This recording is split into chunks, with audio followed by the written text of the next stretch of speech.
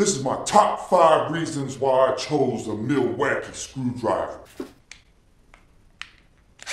Reason number 1, a Milwaukee screwdriver is way better than a fucking conventional screwdriver. I'm not here to try to make gains. I'm not trying to have the best doggone forearms. I just want to put in a doggone screw. Reason number 2, you try showing up to the job site with a Black & fucking Decker. Reason number 3, it's a natural fit for a man's hand. Reason number 4, it has enough torque to power a Honda, so that makes it fuel efficient. Reason number 5, it was on sale. They said that I'm saving money. Milwaukee.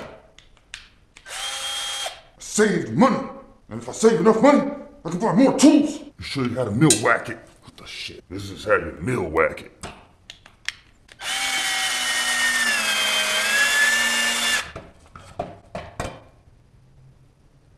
Torque.